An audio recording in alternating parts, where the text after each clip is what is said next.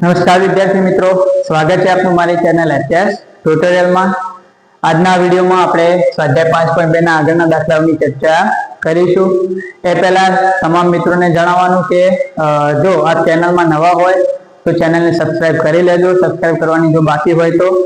તેમજ વિડીયોને જો સારા લાગતા હોય તો ખાસ તમારી કોમેન્ટ બોક્સમાં આપવાનું ભૂલતા નહીં કે તમને વિડીયોની માહિતી કેવી લાગી છે, અને વિડીયોને તમારા બીજા મિત્રો સાથે શેર પણ કરતા રહેજો અને લાઈક પણ કરતા રહેજો।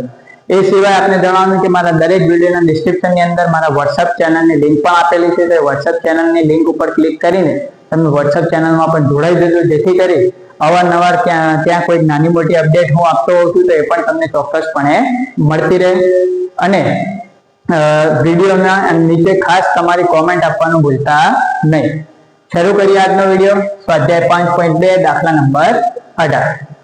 શું કહે છે? એક સમાંતર શ્રેણીના ચોથા અને આઠમા પદનો સરવાળો, એટલે કે કોઈ એવી સમાંતર શ્રેણી છે અને ચોથું પદ અને આઠમું પદ બંનેનો સરવાળો કેટલો છે? 24। તો એક કન્ડિશન આપી છે। તેમજ છઠ્ઠા અને દસમા, એટલે કે છઠ્ઠા અને દસમા પદનો સરવાળો કેટલો છે? 44। તો આ શ્રેણીના પ્રથમ ત્રણ પદ શોધો। હવે મતલબ સમાંતર શ્રેણી શોધવી છે, એના પહેલા ત્રણ પદ લખવા છે તો આપણે બે વેલ્યુની જરૂર પડશે। એક પહેલું પદ a અને b નો સામાન્ય તફાવત d, એટલે આપણને a અને d મળી જાય તો આપણે સરળતાથી શ્રેણી લખી શકીએ। અને a અને d મેળવવા માટે આપણે આ જે કન્ડિશન આપી છે એનો આપણે ઉપયોગ કરીશું। પહેલા પહેલી કન્ડિશનનો ઉપયોગ કરીએ। શું કહે છે? ચોથા અને આઠમા પદનો સરવાળો। તો આપણે લખીએ ચોથું પદ વત્તા આઠમું પદ બરાબર 24। જે આપણે કહ્યું છે એના આધારે આપણે સમીકરણ બનાવવાનો પ્રયત્ન કરીએ કે સમાંતર શ્રેણીના ચોથા અને આઠમા પદનો સરવાળો કેટલો છે? 24। તો ચોથું પદ વત્તા આઠમું પદ બરાબર 24। હવે ચોથા પદ માટે વ્યાપક સ્વરૂપે શું લખાય? a વત્તા 3d। એ જ રીતે આઠમા પદ માટે વ્યાપક સ્વરૂપમાં શું લખાય? a વત્તા 7d બરાબર 24। સાદુરૂપ આપીએ તો a વત્તા a એટલે 2a પ્લસ 7d અને 3d એટલે 7 ને 3 10d બરાબર 24। તો આ થઈ ગયું આપણું સમીકરણ નંબર 1। એ જ રીતે જે આપણને બીજી કન્ડિશન આપી છે, શું કહ્યું છે? છઠ્ઠું અને દસમું પદ। તો લખીએ છઠ્ઠું પદ વત્તા દસમું પદ, એટલે કે છઠ્ઠા અને દસમા પદનો સરવાળો કેટલો છે? 44। તો આપણે લખ્યું છઠ્ઠું પદ વત્તા દસમું પદ બરાબર 44। હવે છઠ્ઠા પદ માટે શું લખાય? વ્યાપક સ્વરૂપમાં a વત્તા 5d પ્લસ દસમા પદ માટે શું લખાય? તો a વત્તા 9d બરાબર 44। સાદુરૂપ આપીએ તો a વત્તા a એટલે કેટલા થઈ ગયા? અહીંયા 2a અને 9 ને 5 કેટલા થયા? 14। તો 9 ને 5 14d બરાબર 44। સમીકરણ નંબર 2। તો પહેલી કન્ડિશનનો ઉપયોગ કરીને એક સમીકરણ બનાવી લીધું, બીજી જે કન્ડિશન આપી હતી એનો ઉપયોગ કરીને આપણે બીજું સમીકરણ બનાવી લીધું। હવે બે સમીકરણ મળી ગયા તો હવે શું કરીશું? આપણે એનો લોપ। તો લોપ કોનો થયો છે? a નો લોપ સરળતાથી થઈ જશે, બરાબર? કેમ કે અહીંયા a ના સહગુણકો કેવા છે? સમાન। તો આપણે લખીએ સમીકરણ 2 અને 1 નો લોપ કરતા। સમીકરણ 2 અને 1 નો લોપ કરીએ તો પહેલા ઉપર મોટું સમીકરણ 2 હશે તો એ 2 મૂકી દઈએ। પહેલું તમે 1 મૂકશો, નીચે 2 મૂકશો તો પણ કોઈ જવાબમાં ફરક પડશે નહીં। તો અહીંયા લખીએ 2a પ્લસ 14d બરાબર 44। એના નીચે પહેલું સમીકરણ મૂકી દઈએ 2a પ્લસ 10d બરાબર 24। ક્લિયર? હવે લોપ કરવો છે તો આપણે કોનો લોપ થયો છે? a ના સહગુણક સમાન છે એટલે a નો લોપ થશે। પણ લોપ કરવા માટે બંનેની નિશાની અલગ અલગ હોવી જોઈએ, મતલબ નીચેના સમીકરણની નિશાની બદલવી પડશે। તો નિશાની બદલીએ તો અહીંયા પ્લસના જગ્યાએ માઇનસ, પ્લસના જગ્યાએ માઇનસ, પ્લસના જગ્યાએ માઇનસ। અને તમને હવે ખ્યાલ જ છે કે નિશાની બદલ્યા પછી આ ઉપરની નહીં પણ નીચેની નિશાનીઓ આપણે ગણતરીમાં ધ્યાનમાં લેવાની। તો પ્લસ 2a માઇનસ 2a જતા રહ્યા। 14d માંથી 10d બાદ કરો તો કેટલા રહેશે? 4d। ક્લિયર? 14d માંથી 10d બાદ કર્યા તો કેટલા મળી ગયા? 4d। તો આ થઈ ગયો આપણું। હવે 44 માંથી 24 બાદ કરો તો કેટલા રહેશે? 20 બરાબર। તો આ થઈ ગયા 20। તો ડી બરાબર કેટલા મળશે? અહીંયા આ 4 ગુણાકારમાંથી બીજી બાદ જાય તો ભાગાકારમાં જશે તો 20/4. તો ડી બરાબર કેટલા મળી જાય? 5 24. તો ડી ની કિંમત કેટલી મળી ગઈ? 5. હવે ડી તો મળી ગયા. ડી મળી જાય પછી તમને ખ્યાલ છે શું કરવાનું? આપણે અગાઉના દાખલાઓમાં પણ આ કામ કરી ચૂક્યા છીએ, લોકની રીતે a અને d મેળવી ચૂક્યા છે. તો ડી મળી ગયા તો હવે આ ડી ની કિંમત સમીકરણ 1 2 ગમે તેમાં મૂકી દો. તો અહીંયા લખીએ આપણે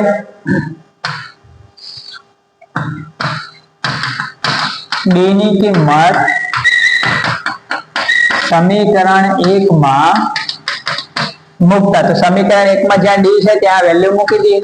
તો 2a + 10 ડી ના જગ્યાએ આપણને કેટલા મળ્યા? 5. તો અહીંયા ડી ના જગ્યાએ લખી દીધા 5 બરાબર 24.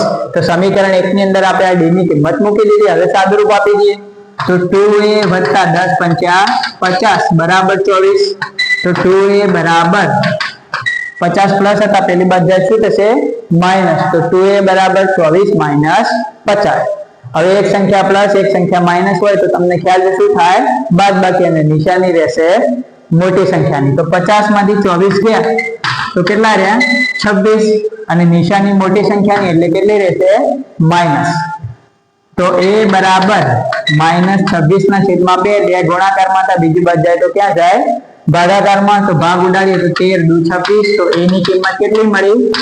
-13. આગળ માઇનસ નિશાની એમના એમ છે તો આપણને a મળી ગયો, d મળી ગયો. હવે આપણે શું કહ્યું છે?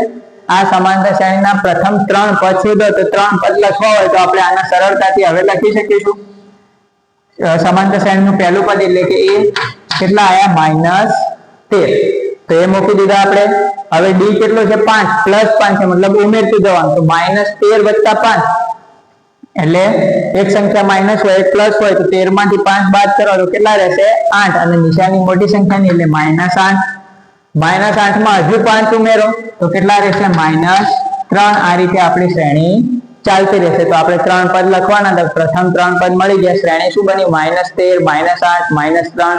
એ રીતે આપણને આપણા પદો મળશે. તો ઈઝી દાખલો છે. જે કન્ડિશન આપી હતી એમ સમીકરણ બનાવી દીધા, જે આપણે અગાઉ પણ કરી ચૂક્યા છીએ. લોપ કર્યો, ડી મળી ગયો. ડી ની કિંમત સમીકરણ 1 2 માંથી ગમે તેમાં મૂકો તો આપણને a મળી ગયો. અને a અને d મળી જાય તો પછી સરળતાથી આપણે શ્રેણીના જેટલા પદ લખવા હોય એટલા લખી શકીએ.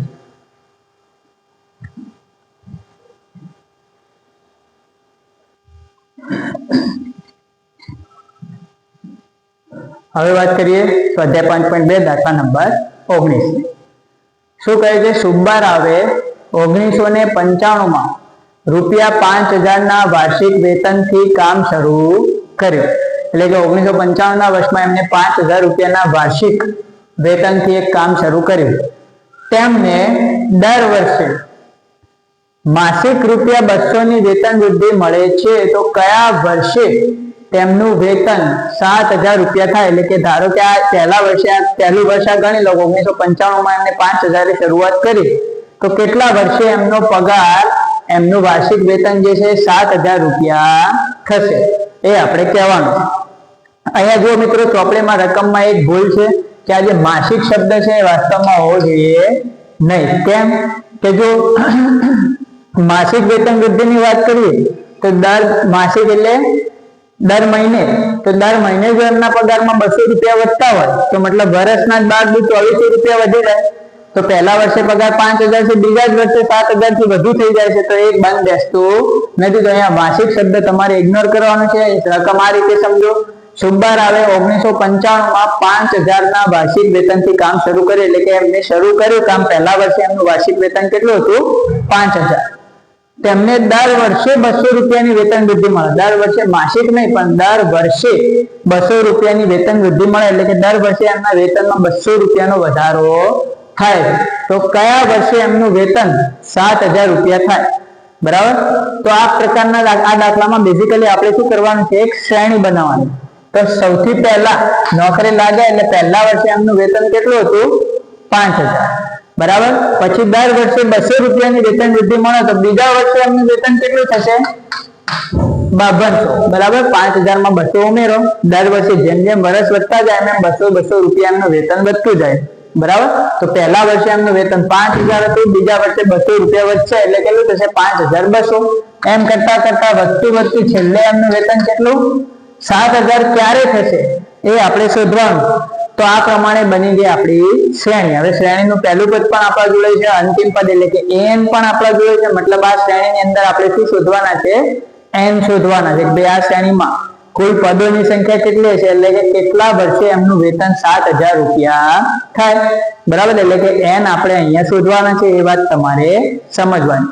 પહેલા આ ખ્યાલ આવી ગયો, શ્રેણી બનાવી દેવાની. પહેલા વર્ષે વેતન 5,000, દર વર્ષે 200 રૂપિયા વધે છે. આ માસિક શબ્દ ઇગ્નોર કરવાનો છે.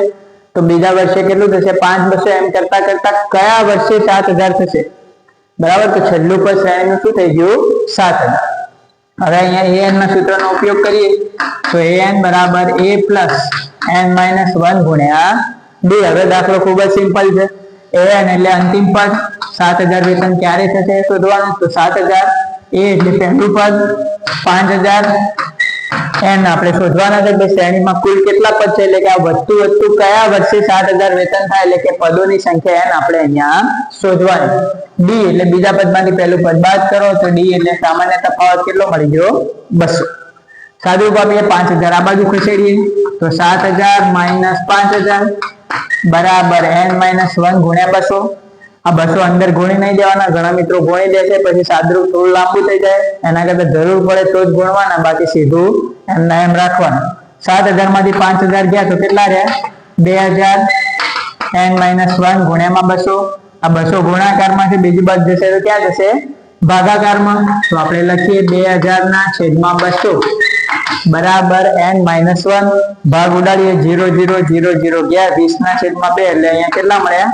10. તો અહીંયા શું બચ્યું? 10 બરાબર n માઇનસ 1. માઇનસ 1 આ બાજુ ખસેડીએ તો 10 પ્લસ થઈ જશે. તો 10 વત્તા 1 બરાબર n એટલે 11 બરાબર n. એટલે કે પદોની સંખ્યા 11 મળી. એનો અર્થ એ થયો કે આમ વેતન વધતું 11મા વર્ષે 11મા વર્ષે વેતન 7,000 રૂપિયા થાય. ખ્યાલ આવી ગયો? આ પદોની સંખ્યા એટલે કે છેલ્લું પદ આ કયું છે? 11. આ છેલ્લું પદ 11મા નંબરનું છે. મતલબ 11મા વર્ષે સુબ્બારાવનું વેતન 7,000 રૂપિયા થશે. તો આ થઈ ગયો આપણો જવાબ. ખૂબ જ ઈઝી દાખલો છે. શ્રેણી બનાવવાથી રકમમાં જે ભૂલ છે ખાસ સુધારી લેજો. બાકી દાખલો ઈઝી છે. શ્રેણી બનાવીને પદોની સંખ્યા શોધી લીધી એટલે આ કયા વર્ષે? 11મા વર્ષે એમનું વેતન 7,000 રૂપિયા થાય. તમારો જવાબ સરળતાથી આવી જશે.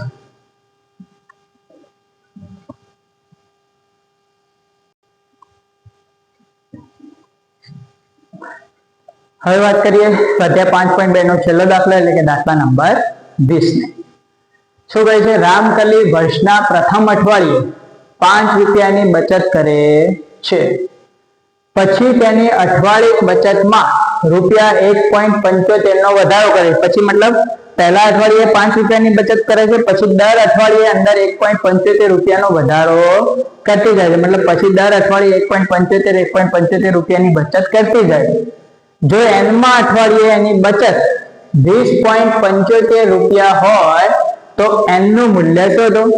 તો સેમ આપણે જે આગળનો 19મો દાખલો ગણે એવું જ કામ અહીંયા કરવાનું છે. શ્રેણી બનાવીને n નું મૂલ્ય શોધવાનું છે. તો અહીંયા જોઈએ, શ્રેણી બનાવીએ તો પહેલા અઠવાડિયાની બચત કેટલી હતી? 5 રૂપિયા. તો પહેલું પદ શું થઈ ગયું આપણું? 5 રૂપિયા. પછી દર અઠવાડિયાની અંદર 1.75 નો વધારો થાય તો બીજા અઠવાડિયે ટોટલ બચત કેટલી થશે? 5 માં 1.75 ઉમેરો તો 5 ને 1 6.75. તો આ થઈ ગઈ એની બીજા અઠવાડિયાની બચત.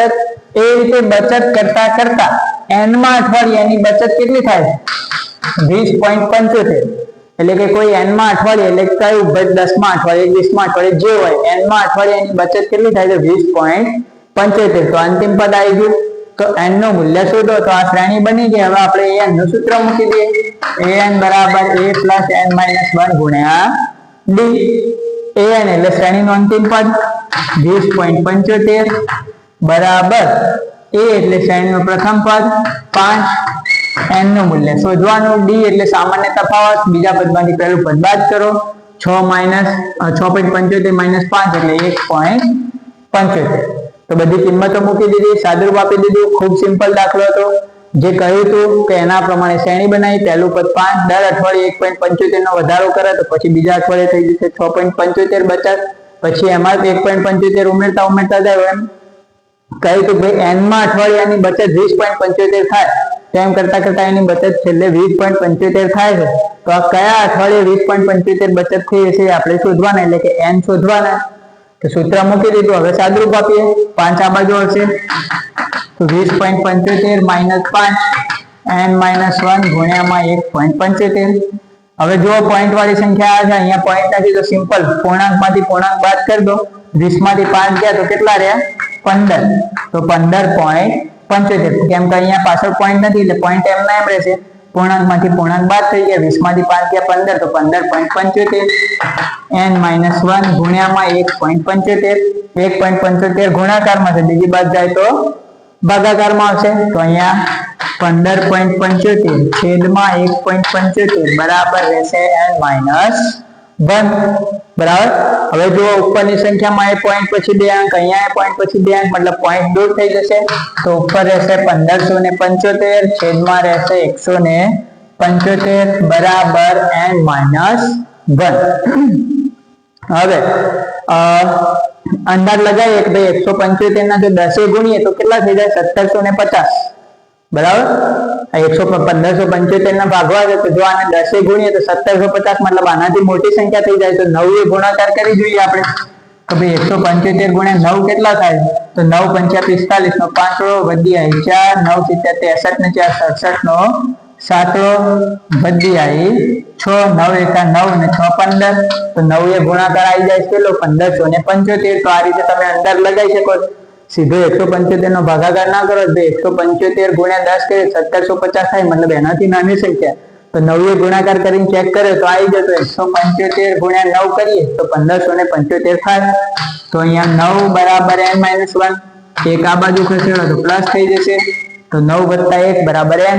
તો અહીંયા n બરાબર 10, એટલે કે 10મા અઠવાડિયે લખવાનું રામકલીની બચત 20.75 થાય. તો એનું મૂલ્ય આપણને કેટલું મળી ગયું? 10. એનો મતલબ કે 10મા અઠવાડિયાની બચત આટલી થશે. તો ખૂબ જ easy દાખલા છે. આખે આખો સ્વાધ્યાય 5.2 ના જેટલા પણ વિડીયો મૂકવામાં આવે છે ધ્યાનથી જોઈ લેજો, સમજી લેજો. ના ખ્યાલ આવે તો એકવાર ફરીથી વિડીયો ચલાવીને જોઈ લેજો, અને સાથે સાથે વિડીયો પોઝ કરીને અથવા તો વિડીયો જોયા પછી જાતે દાખલો ગણવાનો પ્રયત્ન કરતા રહેજો, જેથી કરી તમારે પણ સારી રીતે મહાવરો થઈ જાય અને દાખલા ઉપર સારી પકડ આવી શકે. આશા કરું છું કે આજનો વિડીયો પણ તમને સારો લાગ્યો હશે. તો દરેક મિત્રો ખાસ વિડીયોને લાઈક કરી કોમેન્ટ કરવાનું ભૂલતા નહીં, અને તમારા બીજા ધોરણ 10 ના મિત્રો સાથે પણ વિડીયોને શેર કરતા રહેજો. ફરી મળીશું એક નવા વિડીયોમાં નવા ટોપિક સાથે. ત્યાં સુધી જય હિન્દ, જય ભારત.